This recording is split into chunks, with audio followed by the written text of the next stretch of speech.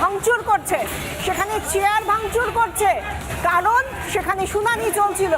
অশ্রাব্য ভাষায় গালাগালি করছে এবং সরকারি আধিকারিককে গালাগালি, সেই সঙ্গে শুনানি যখন চলছে, সাধারণ মানুষ যেখানে তারা এসআইআর প্রক্রিয়ার মধ্যে তারা স্বচ্ছতা আনার জন্য নিজেরা গিয়ে পৌঁছে যাচ্ছেন শুনানিতে, সেইখানে সাধারণ মানুষকে কোথাও গিয়ে ঘেঁটে দেওয়ার চেষ্টা করছে এই মনিরুল ইসলামের মতো তৃণমূলের বিধায়করা, যারা অন্যান্য যারা তৃণমূলের গুন্ডারা রয়েছে তাদেরকে কার্যত নেতৃত্ব দিচ্ছে, উস্কানি দিচ্ছে। কি করে এই এসআইআর প্রক্রিয়ার শুনানি পর্যায়ে এসে কি করে সেটাকে ঘেঁটে দেওয়া যায় তার চেষ্টাই এই মুহূর্তে দেখুন সেই ছবি, একেবারে চেয়ার ছুটছে তৃণমূলের গুন্ডা।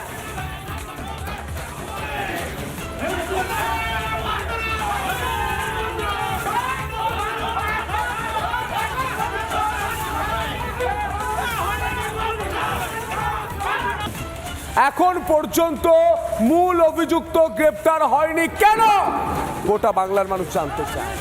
নাম নেই, পুলিশ এত ভীতু তৃণমূলের বিধায়কের নাম লিখতে ভুলে যাচ্ছে। তৃণমূল বিধায়কের নাম বোধহয় ভুলে গিয়েছেন। এই মনিরুলের নাম এই থানার ওসি লিখতে ভুলে গিয়েছেন, আইসি ভুলে গিয়েছেন, এসপি ভুলে গিয়েছেন। এখনো পর্যন্ত তৃণমূল নেতাকে গ্রেপ্তার করতে পারলো না কেন, তৃণমূল বিধায়ককে গ্রেপ্তার করতে পারলো না কেন? যে বিধায়কের নেতৃত্বে গুন্ডাগিরি চললো, ভাঙচুর চললো, এত ভয় পায় পুলিশ তৃণমূলকে। বিশাখা, কি ঘটনা ঘটছে এবং কিভাবে লোকজনকে নিয়ে মনিরুল ইসলাম ঢুকে যাচ্ছে, মানে ঘন্টায় ঘন্টায় লোক ঢুকছে, আর সাধারণ মানুষ যারা হিয়ারিং এ গিয়েছে তারা তো কোথাও গিয়ে নিরাপত্তাহীনতায় ভুগছে।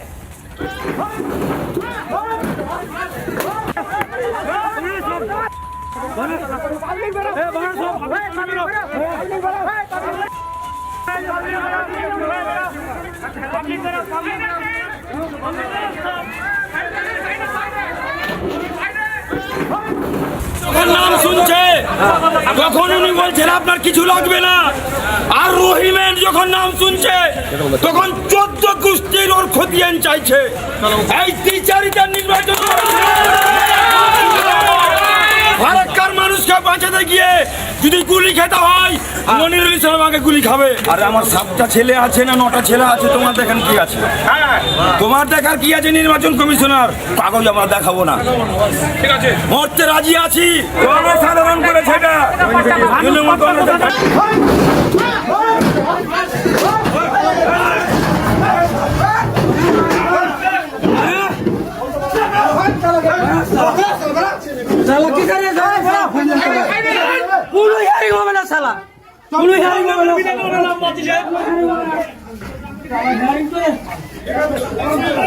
দেখলেন তো দর্শক, কি ভয়ানক অবস্থা। না, এটা বাংলাদেশের কোনো ভিডিও না, একদম আমাদের পশ্চিমবাংলা ভারতের ভিডিও।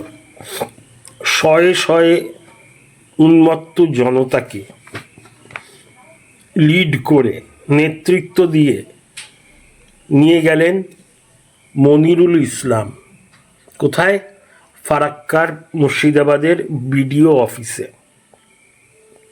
এবং হামলা করা হলো ইআরও, বিডিও, এইআরও এদের ওপর। আপনারা সচক্ষে দেখলেন, ভারী ভারী চেয়ার ছুঁড়ে মারা হলো। এটা তো হত্যার চেষ্টা। একটা ভারী চেয়ার অত জোরে যদি আপনার মাথায় লাগে, খুব হাই চান্স আছে আপনার মৃত্যু হতে পারে। ভাগ্য ভালো কয়েকজন শুভবুদ্ধি সম্পন্ন লোকেরা আটকে নিলেন, নয়তো ওই উন্মত্ত জনতার থামার কোনো ইচ্ছে ছিল না। আর বোধহয় এত ক্যামেরা সাংবাদিক ছিল, তাই কন্ট্রোল করতে হলো। ভাবুন তো, এটা যদি হতো আর ক্যামেরা না থাকতো, সব সময় ক্যামেরা থাকে না, কতজনকে মেরে ফেলতো। ঠিক যেমন হয়েছিল ওয়াকফ আন্দোলনের নামে হত্যা, ট্রেন জ্বালানো, দাঙ্গা, শুধু হিন্দু হওয়ার জন্য 2জন মানুষকে কুপিয়ে কুপিয়ে মেরে ফেলা হয়েছিল মুর্শিদাবাদেই। তখন ক্যামেরা ছিল না। ভাগ্যচক্রে যেহেতু সার্চ চলছে, ক্যামেরা মজুত আছে, তাই একটা মর্মান্তিক কিছু আমাদের দেখতে হয়নি। এবারে এই মনিরুল ইসলামকে একজন তৃণমূল নেতা, বিধায়ক বলবো না জিহাদি বলবো? কেন জিহাদি বলছি আপনারা শুনেছেন উনি কি বলছেন। ডাহা মিথ্যে কথা, সাম্প্রদায়িক উস্কানি দেওয়া কথা উনি স্পষ্ট করে বললেন মিডিয়াকে, সাংবাদিকদের, যে রহিম মানে মুসলমান, নাম শুনলেই নাকি সারে নাম বাদ দেওয়া হচ্ছে, নয়তো ঝামেলা করা হচ্ছে, আর রাম মানে হিন্দু নাম হলে কোনো প্রবলেম হচ্ছে না। আত্মবিরোধী, সেলফ কন্ট্রাডিক্টরি কথা। কারণ ওনাদের তৃণমূলের নেতারাই সব মঞ্চ থেকে বলে বেড়াচ্ছেন, বলেছিল রোহিঙ্গা, বলেছিল বাংলাদেশি, 90% তো হিন্দুদের নাম বাদ গেছে। একদিকে ওনাদের সর্বোচ্চ নেতারা বলছেন যে বেশি নাম বাদ গেছে হিন্দুর, আর এই মনিরুল ইসলাম দাঙ্গার উস্কানি দিচ্ছে এই বলে যে মুসলমান নাম হলেই নাকি কেটে দিচ্ছে বা ঝামেলা করছে। দেখেছেন তো, আপনারা নিজেরা শুনুন, এটা ওনার নিজের কথা এবং কোনো উনি লজ্জা টজ্জা পাননি, জানেন প্রেসকেই বলছেন, রীতিমতো ইন্টারভিউ দিয়ে বলছেন। এখন আপত্তি, নতুন আপত্তি একটা ব্যাপার হয়েছে, একজন মানুষের যদি 6খানা ছেলে মেয়ে থাকে তাদের ডাকা হচ্ছে না, এরকম কোনো নিয়ম নেই যে কারোর 6খানা 7খানা 8খানা ছেলে মেয়ে থাকতে পারবে না, কিন্তু আজকালকার দিনে সচরাচর দেখা যায় না। তাই সত্যি 6খানা নিজের ছেলে না ভুয়ো ছেলে, যেরকম প্রচুর বেরিয়েছে, মিডিয়াতে দেখানো হয়েছে, কার্ড, ভোটার কার্ড, আধার কার্ড ধরে ধরে দেখানো হয়েছে, ভুয়ো বাবা, নকলি বাবা জোগাড় করা হচ্ছে। তাই এইটা দেখতে ডাকা হচ্ছে। ডাকা মানে তো আপনার নাম কাটা না। প্রচুর লোককে ডাকা হচ্ছে, দেবকে ডাকা হয়েছে, অমর্ত্য সেনের মতো একজন বিখ্যাত সম্মানিত ব্যক্তিকে ডাকা হয়েছে। কারণ এটা তো কোনো মানুষ নাম ধরে দেখে ডাকছে না, অটোমেটিক কম্পিউটার সফটওয়্যারের যদি কোনো গন্ডগোল ধরা পড়ে ডাকা হচ্ছে, পেপার দেখা হচ্ছে, ইমিডিয়েটলি কারেকশন করে ছেড়ে দেওয়া হচ্ছে। মানে এত বড় কি, আপনার যদি 6খানা 8খানা ছেলে মেয়েও থাকা উচিত না। এইভাবে কিছু কিছু গোষ্ঠী 6খানা 8খানা ছেলে করে করে ধর্মীয় জনবিন্যাস বদলে দিয়েছে পশ্চিমবাংলার। মানে হিন্দুদের সংখ্যা প্রচুর কমে গেছে, সে কথা অন্য টপিক থাক, কিন্তু এরকম কোনো নিয়ম নেই আপনার থাকতে পারবে না, বা থাকলে আপনার নাম কাটা যাবে। শুধু এই কারণেই ডাকা হচ্ছে যে চেক করবে যে সেই 6খানা বা তার অধিক সন্তান আপনার নিজের সন্তান নাকি। আর এই সার প্রক্রিয়া কিন্তু 10খানা রাজ্যে বা 12খানা রাজ্যে চলছে। উত্তরপ্রদেশ বিজেপির ঘাঁটি, হ্যাঁ, সেখানে 3 কোটি লোকের নাম বাদ গেছে।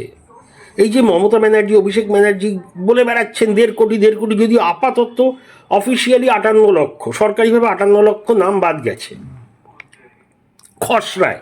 এটা ফাইনাল লিস্ট না। সেই উত্তরপ্রদেশের খসড়ায় 3 কোটির কাছাকাছি বাদ গেছে। এরকম লাফালাফি করছে, তো ওখানে বাদ গেল কেন? ওটা তো বিজেপির সরকার আর কমিশন নাকি বিজেপির, তাহলে তো কোনো ভোটার বাদ যেত না। ওখানে তো মেজরিটি ভোটার 50% কাছাকাছি বিজেপির ভোটার, বিশাল মার্জিনে জিতেছিলেন যোগীজি দ্বিতীয়বার। তো কেরালায় হচ্ছে, কেরালায় বিজেপির সরকার নেই, কেরালার জনসংখ্যা অনেক অনেক অনেক কম পশ্চিমবাংলার থেকে, বোধহয় 4 কোটির মতো, যেখানে পশ্চিমবাংলার 10 কোটি।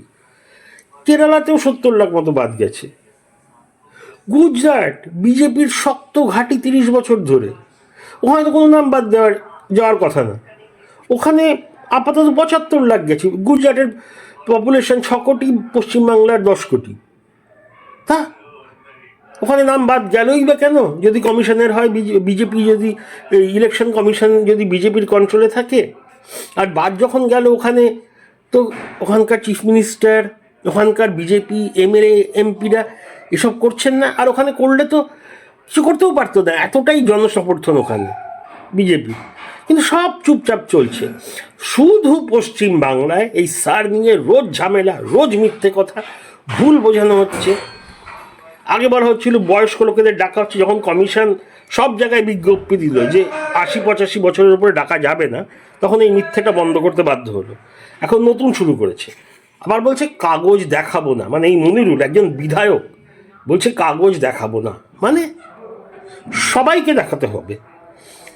মানে প্রধানমন্ত্রীর এলাকাতে প্রধানমন্ত্রীকেও দেখাতে হয়েছে, মানে আমাদের নরেন্দ্র মোদীজিকে, আমাদের এত ক্ষমতাশীল অমিত শাহজিকে ওনারা কাগজ জমা দেননি?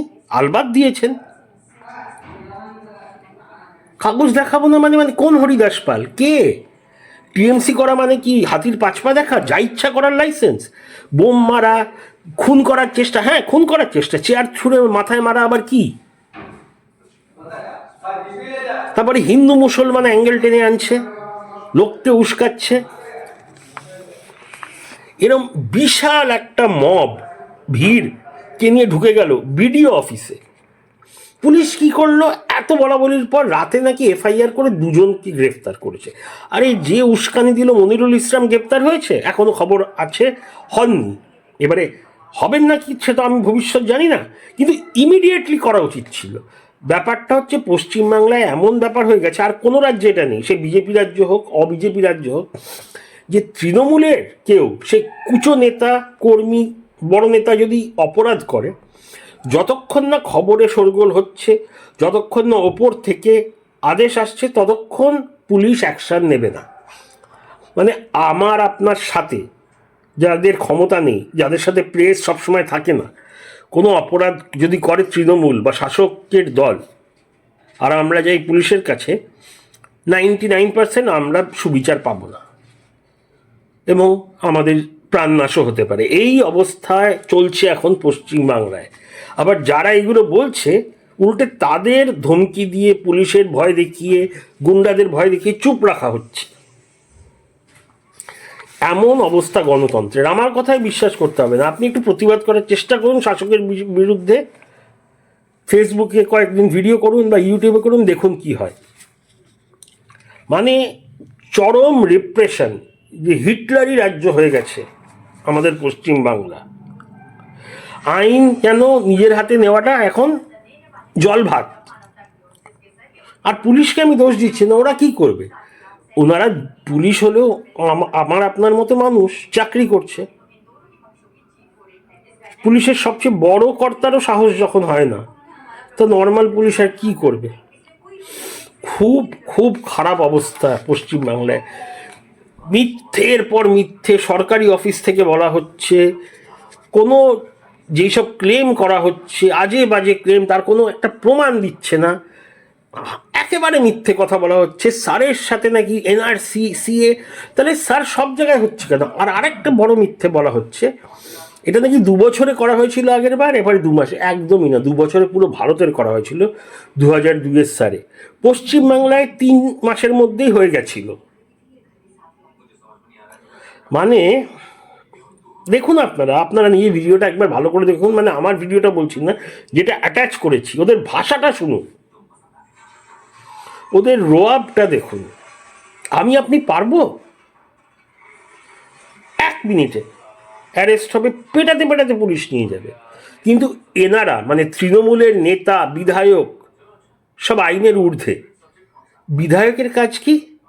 MLA, member of legislative assembly, মানে আইন বানায়, রাজ্যের আইন। যেরকম এমপিরা দেশের আইন বানায়, এনারা রাজ্যের আইন বানান, আর এনারাই আইন ভাঙছেন। আবার একদম ওপেনলি হিন্দু মুসলমান ভাগ করিয়ে দিয়ে দাঙ্গার পরিস্থিতি। এটা আগেও হয়েছে মুর্শিদাবাদে। ট্রেন জ্বালানো হোক, সে মালদা বা মুর্শিদাবাদ থেকে, মর্মান্তিক হত্যা শুধু একটি ধর্মের লোক হওয়ার জন্য, মানে হিন্দু ধর্মের হওয়ার জন্য।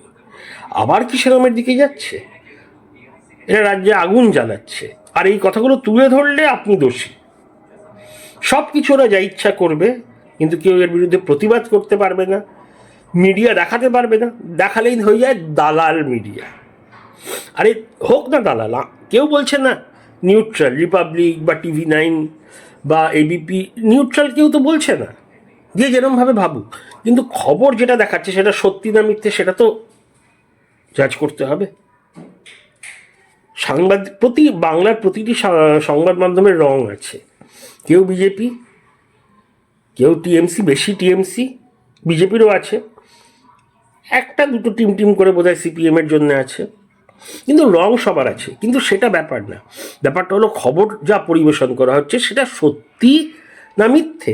আর এখানে এটা সত্যি, হামলা হয়েছে বিনা কারণে স্যারের ওপর, স্যার প্রক্রিয়ার ওপর। আর এরা এত মাথা মোটা, নিজের সরকারের, রাজ্য সরকারের অফিস ভাঙছে। বিডিও, এইআরও, ইআরও এরা কাদের এমপ্লয়ি বা এরা কাদের হয়ে কাজ করে? রাজ্য সরকারের। এরা চরম মাথা মোটা। এদের কেউ কেন্দ্রীয় সরকারের কর্মী না, সবাইকে আমাদের রাজ্য সরকার বেতন দেয়, কিন্তু যেহেতু স্যার হচ্ছে তাই। চরম খারাপ অবস্থা। কমেন্টে জানাবেন। অনেক অনেক ধন্যবাদ। জয় হিন্দ, টাটা।